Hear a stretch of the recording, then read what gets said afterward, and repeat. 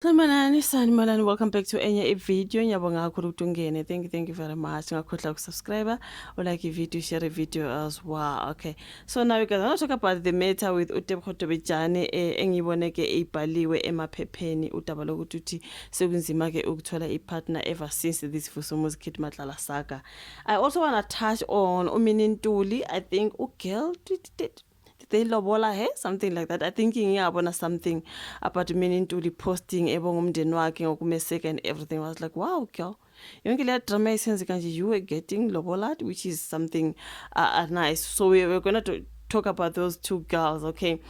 So asiqale ngoTebogo Tobejane, you guys, okhala ngokuthi sekunzima ke manje ukuthi athole umuntu ngayo le ndaba kaVusumuzi Kid Matlala. I feel sorry for her Nyamzwela bafethu umlingisi osematheni ke kulenza ukuthi Tebogo useveza ukuthi okunganakwa ngabantu besilisa ngemva kwesigameko sokudutshula ukuvela ukuthi sesihlelwe ke sasihlelwe owayisokala kuVusumuzi Kid Matlala sekumehlise nokuzethemba yena nje, you know what I mean. Ugelo usenkingeni ke ngoba igama lakhe le every way about uVusumuzi Kid Matlala. So obviously nabantu besilisa nje mabethi bacabanga ukuzwana nayo, you know what I mean. Sebecabanga nje uVusumuzi bathi we hayi asibalekele ekudeni, you know what I mean. Ugelo naye sekubonile ingakho sekhulume ngakho mhlawumbe allegedly because ngibone bebhale ngayo lolu daba even ngalezi ndabeni zesingisi bethi uTebogo Tobejane saying dating now is just a problem because of this Vusumuzi Kid Matlala issue. So now ku video yasabalala enkundleni zokuxhumana uTebogo beveza ukuthi ke muva nje isimo sakhe ke kwezothandwa sihambi kahle njengoba ke besilisa besaba ukuzihlanganisa naye. Uthi yazi ngiyacabanga ukuthi amadodana esibindi awanaso at all. Ayikho indoda engaqhamuka manje kimi ifuna ukuthandana nami futhi ifuna ukunginakekela ngemva kwesigameko sokuthi ngidutshulwe bayakusaba ukufa. Girl bayakwesaba ukufa, who doesn't, you know what I mean. Sekumele manje bafela ukuthi uyabonakala eduze noTebogo Tobejane mhlawumbe uVusumuzi uzovela acasukela. I do not know, man, anything to do with uKid Matlala vele obviously bazokwesaba abantu, you know what I mean. Uthi bayakusaba ukufa ke mina ke ngivumelana nabo abesabe you guys because we hayi nce. Oh my goodness, ayikho indoda engaqhamuka nje manje kimi ithi ifuna ukuthandana nami futhi ifuna ukunginakekela ke bayakusaba ke ukufa. Uthi niyabona nani ngimuhle kanjani kodwa ke manje uma ngingena nje endlini egcela abantu besilisa even abepolitics osemabhizinisi kanye abantu nje banemali akekho okunakayo ngenxa ke yalesi sigameko ukube asenzakalanga ngabe nginayo wesilisa engithandana naye mhlambe ongishadile kodwa ke hayi cha ngeke bayesaba ke bonke basondela ke emva abafuni lutho ke oluzobahlanganisa ke noTebogo kwaze kwanzima bafethu uthi kube nginayo umuntu ongishadile ongihambisa mhlambe nasemazweni ahlukene kodwa hayi akwenzeki lokho. Uthi abanye uma bebheka ukuthi ungubani kwi-internet babona ukuthi wake wabhekana nesimo esifana nalesi esinegama likaVusi, hayi abafuni nje nokuqhubeka nje bakhulume naye kwaze kwakubi ke lokho. Uthi lento ke manje sengizwe ngehlisa ukuzethemba ke ngoba abanye bangibona njengempimpi, umuntu ongathembekile oselahlekele osehlakalelwe mhlambe izigameko eziningi ezithusayo bese nabo mhlambe basabela impilo yabo, you know what I mean. Like I said ukuthi vele kunegama likaVusi Matlala bazovele besabela impilo zabo because everything that has been said obhodi bethu bayesaba, you know what I mean. So ke izikhawe eziningi ke uma ngizwa ngalokho ngivele ngifike endlini ngikhale shame. Ayazi yambi ke leyo. Uthe kwezinye izikhathi uzazibuza ukuthi uzazibuze uNkulunkulu ukuthi wenzeni aze ehlelwe lesi sigameko esifana nalesi, kungani engafi. Hayi girl, sungaze ufe nje ubulawe ukuthi ngoba napa basakuma bengafuni ke bayeke bayesaba. I think yonke lento izohamba ithule, you know what I mean. I think it's because it's now.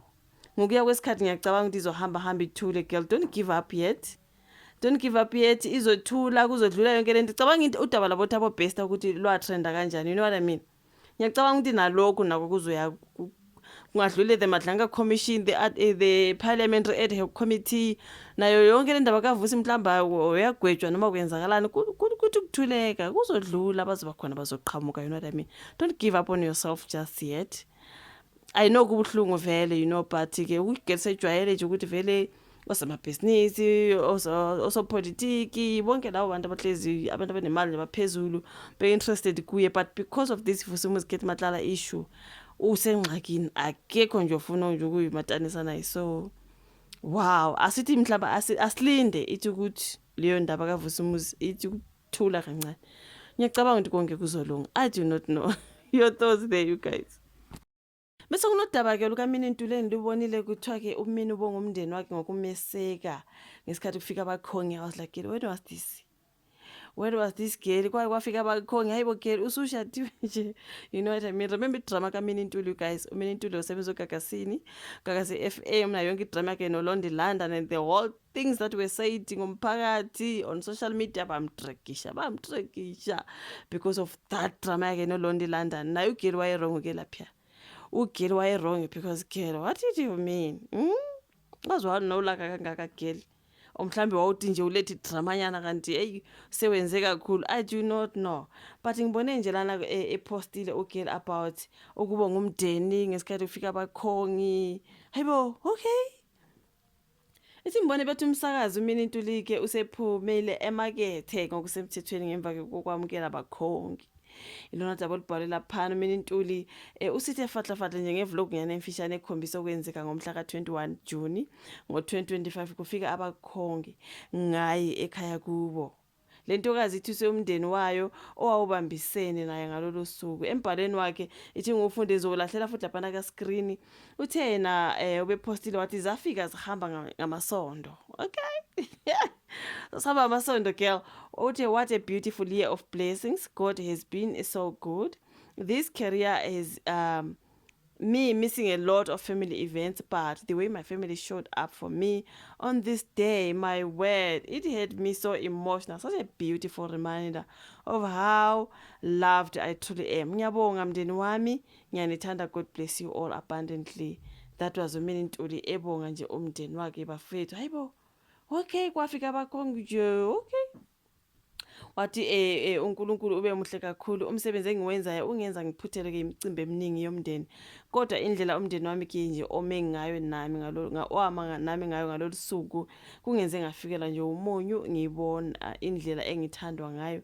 Ngiyabonga kakhulu kumndeni wami, ngithanda kakhulu. uNkulunkulu anibusise. That was uMini. Okay girl, okay, congratulations. Like I didn't know. When I saw this, I was like, okay, girl, kwakunini ke lapho wasuthula wasufihla?